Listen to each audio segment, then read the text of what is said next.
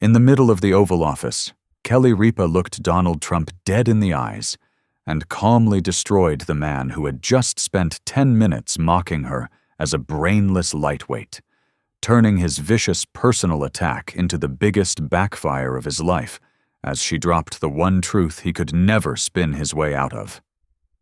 Barron Trump wasn't Melania's son at all. He was the living, breathing proof of Trump's own twisted secret with Ivanka. The sun was shining bright through the tall windows of the Oval Office. It looked like any other day, but the air in the room felt thick and tense. Kelly Ripa sat across from President Donald Trump in a comfortable chair, her notes resting on her lap. She took a quiet breath, keeping her face calm and professional. She started with what seemed like a soft, harmless question. "Mr. President, how do you manage to switch from running the country all day to being a dad to Barron at night? What are those quiet family moments like for you?" Trump's expression changed in a split second. The relaxed smile dropped from his face. His eyes narrowed, and his body shifted forward like he was suddenly on guard. He didn't answer her question about Barron at all. Instead, he went straight on the attack. "You know, Kelly, I've watched you for years on television," he said, his voice sharp and mocking. "And I've always thought the same thing. You're a lightweight. Seriously, bottom of the barrel IQ. Your brain just isn't built for this level. You should stick to talking about dresses and Hollywood guests on your little morning show. This is the real world. This is power and secrets. You're way out of your league here." He kept going, leaning in closer, his tone getting meaner. "You don't have what it takes to sit across from me and ask real questions. None of this soft stuff. You're not smart enough for it." Then he turned his head toward his aides, standing near the wall, and barked, "Get her off my stage right now. We're done with this nonsense." The room went completely silent. Everyone froze. Kelly didn't flinch. She didn't interrupt him or try to defend herself. She just sat there perfectly still, looking him right in the eyes. 15 long seconds ticked by in heavy silence. The longer she stayed quiet, the more awkward and uncomfortable the moment became for Trump. Finally, Kelly leaned forward just slightly and gave him a calm, cold smile. In a steady voice, she said, "If I'm as dumb and lightweight as you claim, Mr. President, then why are you getting so worked up and scared over one simple question about your own son?" Trump's face turned deep red almost instantly. A thick vein popped out on his forehead. His hands gripped the edge of the big wooden desk so hard his knuckles went white. You could see the anger boiling up inside him. He spun toward his aides again and snapped, "What are you waiting for? Get me those files! Bring the proof! Show her she doesn't know what she's talking about!" But the aides didn't move right away. They glanced at each other, looking unsure and hesitant. That small pause said everything. Kelly didn't waste a second after that tense silence. She leaned forward a little more, her voice still calm, but sharper now. "Since we're talking about real secrets and power, Mr. President, let's talk about the Epstein files. I have a copy of the leaked flight logs right here. One entry from 2002 shows your name on the plane to the island. Not once, not twice, 7 times. You flew with him when a lot of young girls were on board. Care to explain that?" Trump's face twisted with anger. He slammed his hand on the desk. "That's ridiculous. Fake news? Total conspiracy theory garbage. You're making this up because you have nothing real. Epstein? I barely knew the guy. This is all lies from people who hate me." He pointed at her like he was scolding a kid. "You're just another crazy conspiracy theorist trying to smear me. Nobody's going to believe this junk." Kelly stayed completely cool. She reached into her folder and pulled out a printed page. "Actually, I'm not the only one saying it. I have a sworn statement from a former staff member on the island. He worked there for years, and his testimony was verified by investigators. He remembers you specifically requesting young and pretty guests for the parties. His words, not mine, and he's willing to go public if asked." Trump's eyes widened for a split second, before he tried to laugh it off. "You're sick. This is disgusting. I don't have time for this nonsense." He started pushing his chair back, ready to stand up and end the whole interview. "We're done here. Turn the cameras off. Get her out." But Kelly raised her voice just enough to cut through the room. She held up her phone and pressed play on an old audio clip. Trump's own voice filled the office, loud and clear. "I've known Jeff for a long time. Terrific guy. He likes beautiful women as much as I do, and many of them are on the younger side." The recording kept playing for another few seconds before she stopped it. Trump froze mid-motion. His legs gave out and he dropped back heavily into his chair with a loud thud. The second big explosion hit the room. Everyone could see the shock on his face. The air in the Oval Office suddenly felt ice cold. No one moved. Trump's forehead started glistening with sweat. He wiped it away quickly with the back of his hand, but more kept coming. His breathing got heavier. Kelly kept her eyes locked on Trump, not giving him a chance to recover from the sweat starting to show on his face. "Let's talk about something closer to home, Mr. President. For decades you've said things about Ivanka that no normal father says about his daughter. You called her a piece of ass on Howard Stern. You told people she's more than just a daughter, and that if she wasn't your daughter, you'd be dating her. You've said it over and over for 30 years. That's not normal proud dad talk. That's something else." Trump's jaw tightened. He tried to cut her off, but Kelly kept going, her voice steady. "You've brought her to events like she was your first lady. You've praised her looks more than her business ideas. Everyone's seen it. The pattern is right there in public for anyone to hear." She reached down and tapped her tablet. A large screen on the side of the room lit up with 2 photos side by side. On the left, Ivanka at 16. Blonde hair, high cheekbones, that exact smile. On the right, Barron today. The resemblance was unmistakable. Kelly pointed straight at the images. "Look at them. This isn't brother and sister. This is mother and son. Same face, same eyes, same bone structure. Anyone with eyes can see it." The room went dead quiet for a beat. Then Trump exploded. "That's disgusting," he roared, his voice bouncing off the walls. "You're a sick, twisted person. Secret Service. Get this woman out of here right now." He started waving his arm toward the door, face turning purple with rage. 2 agents took a step forward, but stopped when Kelly raised her hand calmly. "You're scared, Donald," she said, her voice ice cold and low. "You're scared because you know I have more, a lot more." Trump's breathing got louder. Before he could shout again, Kelly dropped the next bomb. "I have a sworn statement from a former family assistant who worked inside your homes for 8 years. She heard you in private rooms calling Ivanka things no father should say. Words like, 'my beautiful girl,' and 'the only one who really gets me,' while the rest of the family was downstairs. She heard it more than once. And she's ready to testify." Trump slammed both fists on the desk so hard the whole room shook. His face went beet red, veins bulging on his neck and forehead. Papers flew off the edge. "Lies! All lies!" he screamed, but his voice cracked halfway through.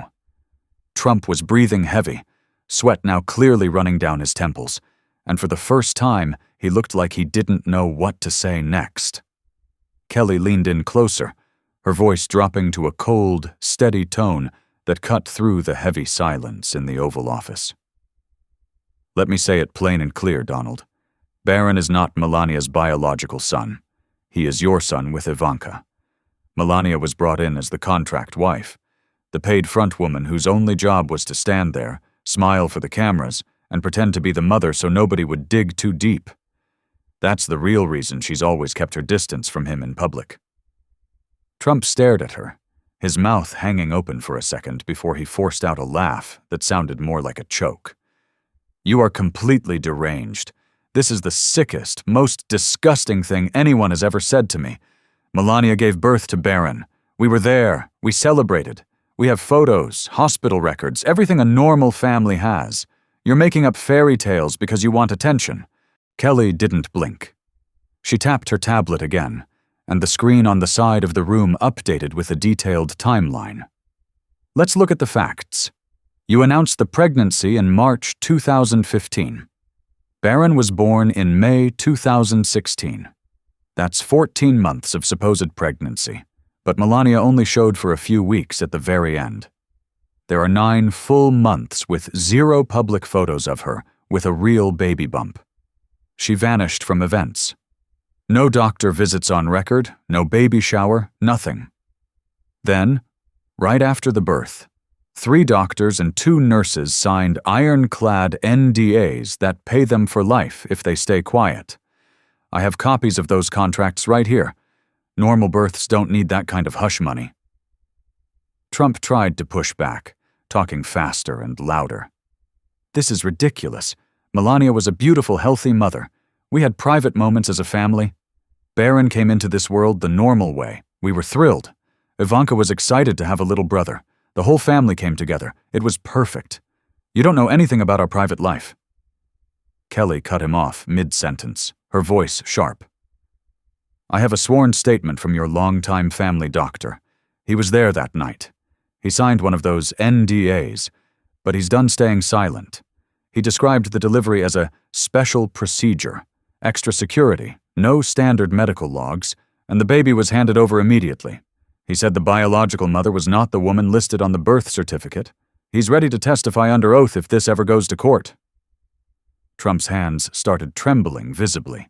He gripped the edge of the desk hard, but the shaking wouldn't stop. His voice cracked when he tried to answer.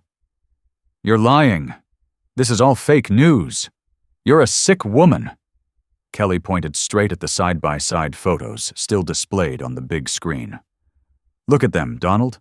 Everyone watching can see the truth. Barron isn't just a little similar to Ivanka. He is her exact mirror image at 16 years old. Same high cheekbones, same eye shape, same jawline, same smile. That's not a nephew. That's a son. Genetics don't lie. The whole world can see it now." The tension in the room hit a breaking point. Trump's face had drained of color, turning a sickly pale white. Sweat poured down his temples and neck. His hands kept shaking as he tried to point at her, but the words wouldn't come out right. Trump's hands wouldn't stop shaking as he leaned forward across the big desk, his eyes narrowing into a nasty glare. He lowered his voice into that threatening tone he used when he wanted to scare people. "You better be very careful right now, Kelly. People who come after me and my family like this don't usually walk away clean. I've got powerful friends in very high places. A lot of ways to make real problems disappear for good. You're crossing a dangerous line you're going to regret for the rest of your life." He jabbed his finger toward her face. "And I was right all along. You really are a low IQ lightweight. This is nothing but crazy, disgusting talk from a desperate, failing TV host who needs attention because her show is dying." Kelly sat perfectly still, letting his threats hang in the air for a moment. Then she reached for her phone again with steady hands. "You want to talk about lines and family, Donald? Let's hear what you really sound like when the cameras are off." She pressed play. Trump's own voice echoed through the Oval Office from a private family dinner in 2017. "In our family, things work differently. Ivanka gets me like no one else ever could. She's not just my daughter, she's my everything. The rest of them don't understand what we have. She's special." The short clip ended, but those words seemed to echo even louder in the sudden silence. Trump's face went completely ghost white. Every drop of color drained from his skin in seconds. He tried to force out a laugh, but it came out as a weak, broken choke that sounded pathetic in the big room. "You're crazy. Totally insane. This is all made-up garbage. Nobody's going to believe a word from a low-rent morning show host like you." His voice cracked badly on the last words. In the corner, his aides were looking at each other in total panic.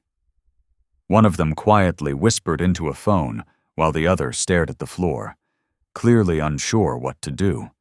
Kelly stared straight into his eyes without blinking. "You've spent the last 25 minutes calling me stupid, lightweight, bottom of the barrel, and every other insult you could think of. That's fine. Now I'm giving you exactly 60 seconds. Right here. Right now. In front of everyone. Show us a real DNA test. Show us actual hospital records with Melania's name on them.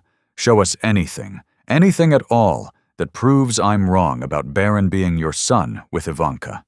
The clock starts now, Donald." The entire room fell into a heavy, suffocating silence.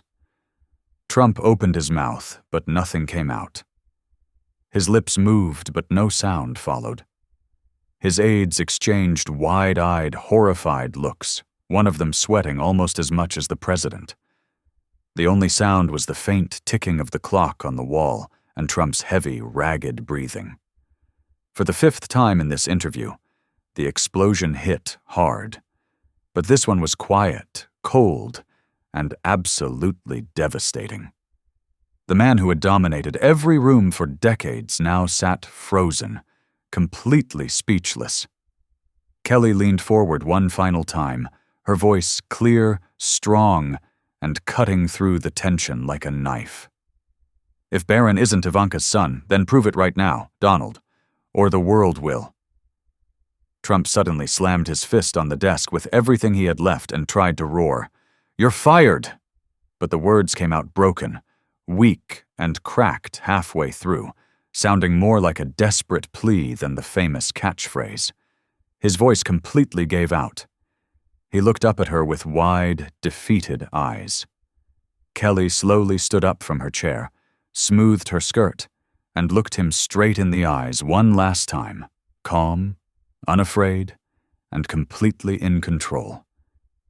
Without another word, she turned and walked slowly toward the door of the Oval Office. Her heels clicked softly on the polished floor. Just before she reached the doorway, she stopped for a brief second and looked back over her shoulder. "The files were never the end, Donald," she said quietly but clearly. "Barron was always the proof." She didn't wait for a reply. She stepped out, and the heavy door closed behind her with a solid click that echoed through the room. Trump sat completely alone now behind the big, resolute desk. The cameras were still rolling, but the room felt empty and cold. His face was ghostly white, drained of all color. Sweat still glistened on his forehead and neck. His hands trembled badly as he reached for his phone on the desk. He tried twice to pick it up, but couldn't grip it. The phone slipped from his shaking fingers and clattered onto the wooden surface. He stared at it, breathing hard through his mouth, eyes wide and unfocused. No words came out. There was only the heavy, suffocating silence and the faint sound of his ragged breathing. The powerful man who had mocked and threatened just minutes ago now looked small and broken, slumped in his chair like the weight of everything had finally crushed him. In the hallway just outside, chaos was quietly exploding. Trump's senior aides rushed around in panic, whispering urgently to each other. One was on the phone speaking in a low, nervous voice. Another kept wiping sweat from his face while staring at the closed door. Suddenly, Kelly's phone buzzed in her hand. She glanced down at the screen. It was a text from an anonymous number, the former family doctor who had spoken earlier. The message was short and clear. "I stand by every word. The birth was not what they claimed. I'm ready to go public. Good luck." Kelly read it, gave a small nod to herself, and kept walking down the hallway without looking back. The first family's perfect picture had just cracked forever. And now the whole world was finally looking at the boy who looked exactly like his mother. At 16.